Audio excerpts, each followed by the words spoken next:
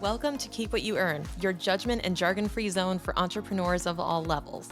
Get ready to learn how to scale your business, save money in taxes, and create a business that grows your wealth. If it feels like the financial side of business is like eating your vegetables, well, then think of this podcast as the ranch dressing to make the process a little more enjoyable. My name is Shannon Weinstein. I'm a CPA and business owner on a mission to simplify money and empower others through knowledge. I hope this episode inspires you to take action, but remember that the information we share is for educational purposes only and is not individual tax advice. Now that we got that out of the way, let's start the show.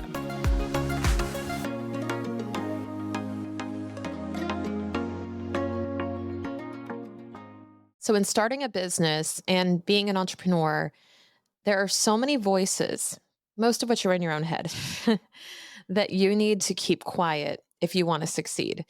And it's super challenging because sometimes you don't even know they're there. Sometimes they're so subtle and they're so just insignificant, but they actually make a really big impact because it's those initial reactions to things. It's those gut instincts. It's the reaction to things you're seeing online, reaction to things that are happening around you. And it is the byproduct of how you operate as a default. And especially if you're coming out of corporate America, if you're leaving your full-time job, these are what I consider the three voices that I needed to silence in order to succeed. And I'm still working on silencing. But when I have these in front of me as a reminder, I know that these are the things that have to keep quiet in order for me to move forward. These are the things that are trying to distract me, trying to detour me from my goal. And they can be quite loud and they can be quite hurtful and they can be damaging even. But for some reason, a lot of these we just open ourselves up to constantly. So I'm going to talk about these three different voices and why it's so important to be aware when they creep in, but also to have a strategy, have a way that you can silence them, that you can push it aside or just acknowledge it and say, thank you for that. And I'm not going to be listening to it. The first one is comparison. We hear this all the time from anyone who's talking about mindset, but not just comparing yourself to the person who has what you want in the sense of envy, but I'm talking about comparison in the context of when you're learning a new skill, being so hard on yourself for not being as good as the person who's done it 22 other times and put the reps in. It's like being mad at the person who has really strong muscles when you're just lifting your first weights. It's like they're 3-4 years deep in their journey and you're right where you should be. You're exactly where you should be. You should be consistent, taking the actions that you're taking, but there is no need to compare. We always say you're chapter 1 to someone's 21. This is not going to help you. What you can convert that into, if you must use inspiration and you want to see those who are ahead of you, I support you. But what you have to do is be mindful of the mental state that you're in when you're consuming that. So if you're watching on social media, for example, and you're watching what someone else is doing, it's more important to extract from that and look beyond the, oh, I wish I had that, into the, ooh, how did she do that? And think about where you need to get to in order to feel like you've accomplished that, if that is a real goal of yours. So if you're going to be, judging yourself based on where you're at and the fact that you're a beginner, then that's not helpful. But if you can look to someone who has put those reps in and you can say, how did they do that? I want to learn from them. And therefore, I'm going to consume more of their content or I'm going to be following along because I want to see what habits they have. I want to emulate this person. I want to really dip into how they live and how they run their business. Then go for it. But you need to make sure you're extracting the right aspects of that and not just making yourself feel bad. So if you need to mute, silence, you can move those things aside. You can even keep a board, like a Pinterest board. You could keep an entire feed on your Instagram. You could create a whole nother profile if you want to follow them. And you can choose to engage when you're really thinking about getting creative with new strategies and things like that. So you can isolate that. You know, Allow yourself to be where you are in your beginner stage. Allow yourself to learn and absorb what you want when you're ready, and allow yourself to be away from the temptation of comparison.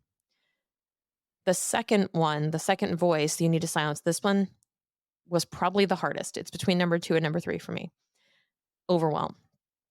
Chances are that well, if you're like me, worked in a job where being busy was a badge of honor, where it's expected that you're going to be busy. That is part of the job. Like, my job is to be busy. It feels so weird to say this, but my entire 15-year career before I left and started my business, my entire 15-year career feels like one giant chase at reducing my email inbox. I I feel like that was my daily mission. I feel like that was the one thing keeping me going, was like, but I have emails I have to get to. And it's almost like an addiction where I didn't realize it. You won't realize this if you're still in it. You won't realize until you get out of it that it is kind of like an addiction, because you are constantly plagued mentally by like the thing you have to go check. You are looking for new things to do because you're getting bored. If you have any free time or any free space, if you have any margin in your day, you go to fill it, because by default you're like, well, I have to work 40 hours and I have to be fully working or else I'm going to miss out on, progress or potential. No, the free space is supposed to be there. Chances are you've been busier than you currently are and you've survived. So the other part of this is that you've been busy, you've survived it. You'll be okay. You can handle the overwhelm that's in front of you, but do not put yourself in a position where you're going to constantly be at full capacity. That voice that says, we could do more, we could do more. Don't put yourself there, because when you fill all the space with what you need to do, it can feel kind of good. My Enneagram threes know this. It can feel kind of good to fill all the space and know how much you're going to get done. But then when the opportunity creeps in, when there's a chance of doing something, when there's an spontaneous opportunity, you're less likely to be able to take it, or you're going to be too exhausted to be excited about it. You're going to be like, I don't have any margin for that. I wasn't anticipating that. And it may not even be an opportunity. It could be something that goes sideways.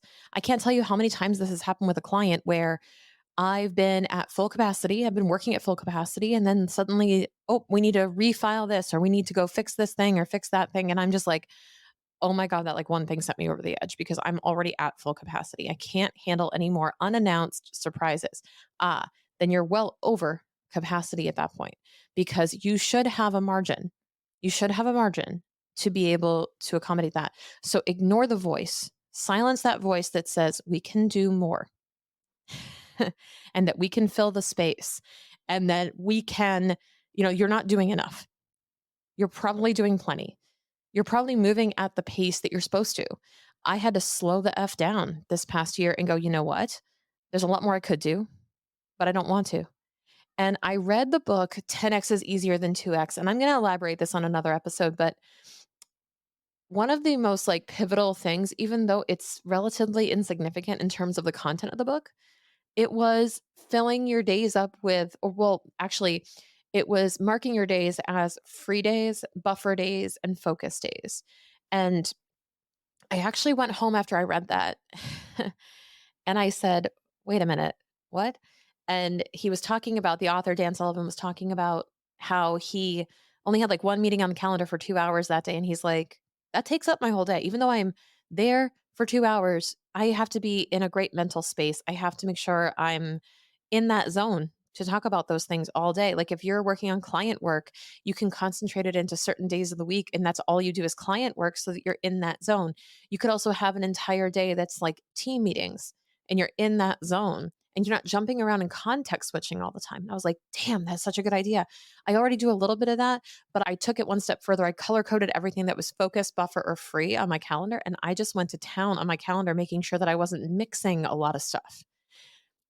What a game changer that was. I'm going to elaborate on that a little bit more in another episode on that book. But When we're talking about the voice of overwhelm, we're talking about the voice that is trying to pull you into, yeah, you could fit that in.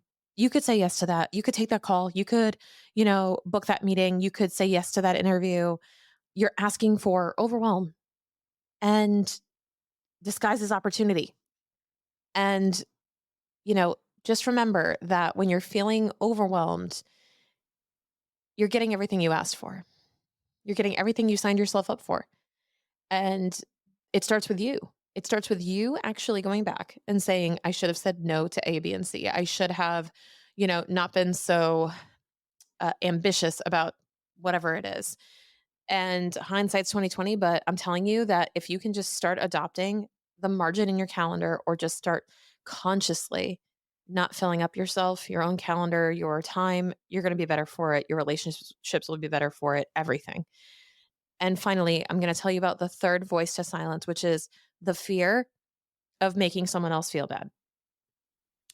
If making someone else feel bad is the cost of your peace, of you gaining your peace back to be able to move forward, it is worth it 100% of the time. You cannot take responsibility for other people's feelings. You can master the art of how you communicate, but as long as you have implemented and you have communicated in a way that is effective and you have been super clear about where you stand on whatever it is, then you cannot control their reaction and you cannot take responsibility or absorb that. If you want to be successful, you cannot be apologetic about making the right decision for your business. I'm going to give you a couple examples of where this has shown up for me recently. More directly, this shows up in letting people go because you always feel bad that you're, giving them bad news, that you're going to somehow be disappointing them, or that you are upset because you made a bad decision in hiring them, or you made a bad decision in how you handled their hiring. And it's hard to admit that. But it's also hard because you feel like I made a horrible decision and I made a mistake and you're going to suffer because of it. And it sucks.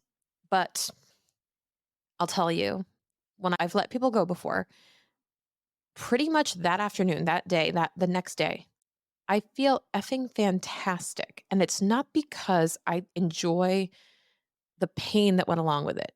It's because I've lifted a weight. It's because I've shed whatever was holding us back. And I go, wow, I have just dropped a huge rucksack off my back. And now we can move forward. Now we can elevate. Now we can really, I've never been more motivated than after I've made those tough decisions. So I'm telling you that if you're in the middle right now, if you're in the messy middle of a tough decision and you're just like, I know what I need to do, but I don't want to do it. I'm telling you to just swallow it and go do it because you'll be so much better for it on the other side and you won't be prolonging the pain anymore. You're actually prolonging the pain worse the longer you're dragging it out because you're going to come to resent them and, the whole process. Every moment that you have the wrong people on the team, for example, you're basically holding back your business from having the right people. You're forbidding growth. You're stunting yourself and you need to be able to move forward. So the fear of making someone feel bad cannot hold you back. It cannot be louder than the fear of crumbling your business over the feelings of other people. You're really going to let that take you down after everything you've been through as an entrepreneur. You're going to let, I didn't want so and so to feel bad, let you close your business, close your doors. Absolutely not. And the other part of this is saying no.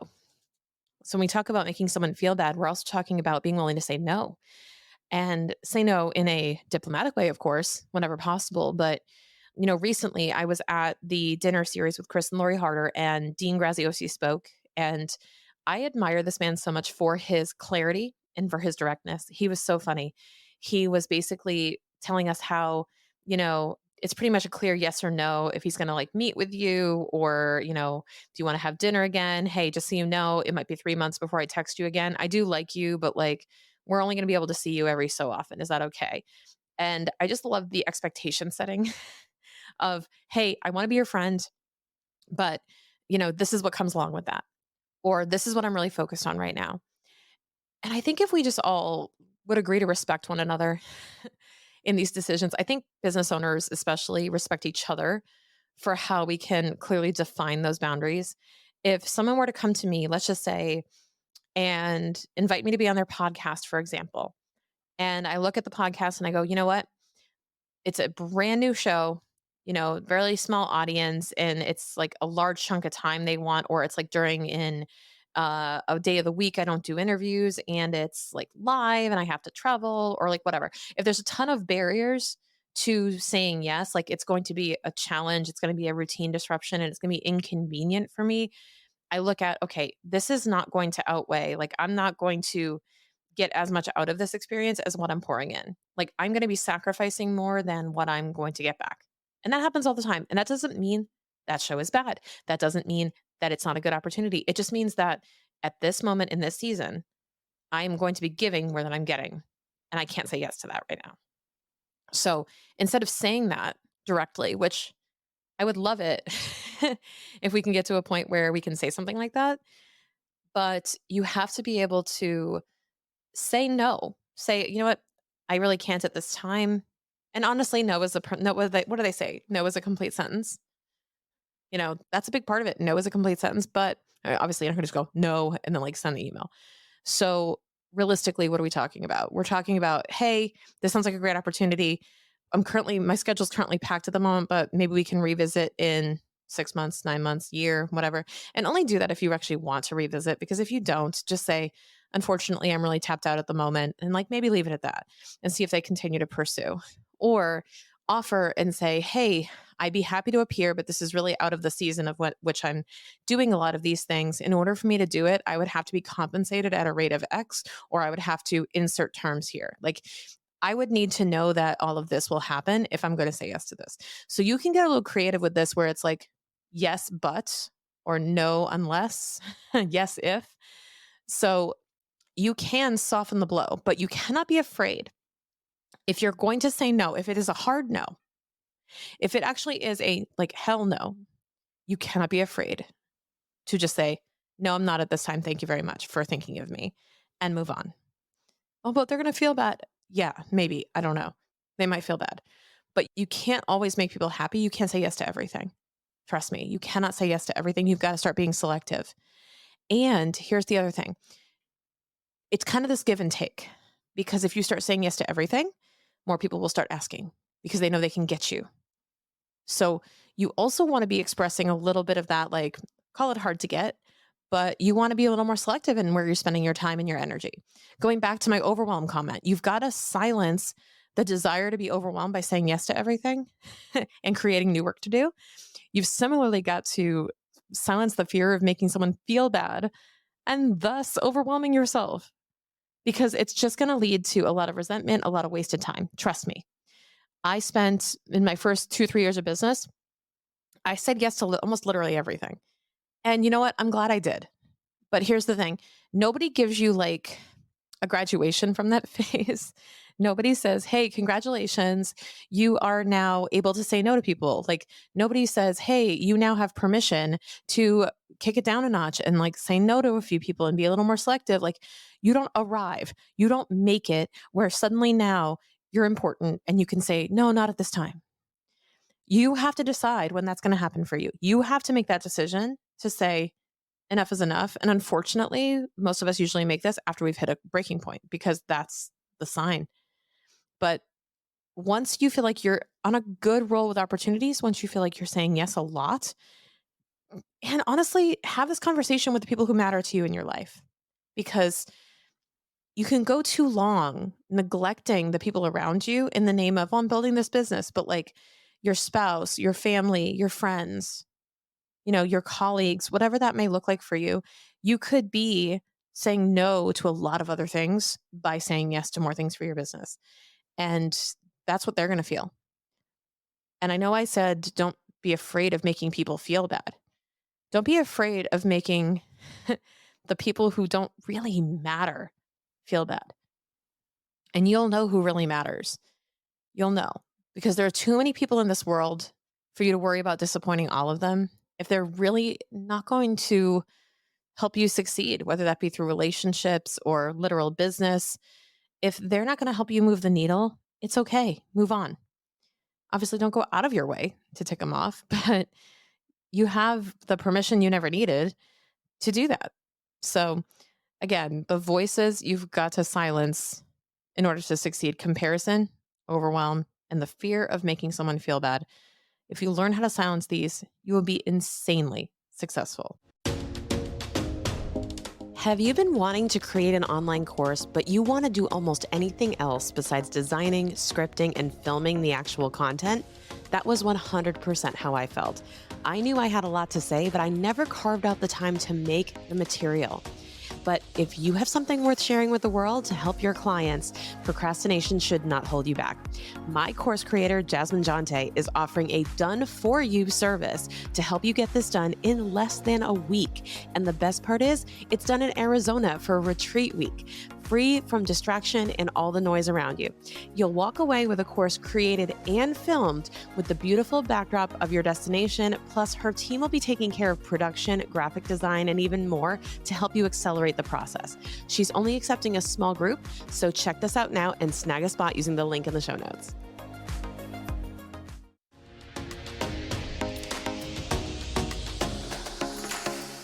Thank you so much for listening. If you enjoyed this episode, please leave a rating and review on your podcast platform. This small action goes a long way for podcasters to get our message heard by more business owners just like you. Be sure to check out the show notes for links to information about our guests and ways to get in touch with me. We'll see you on the next episode.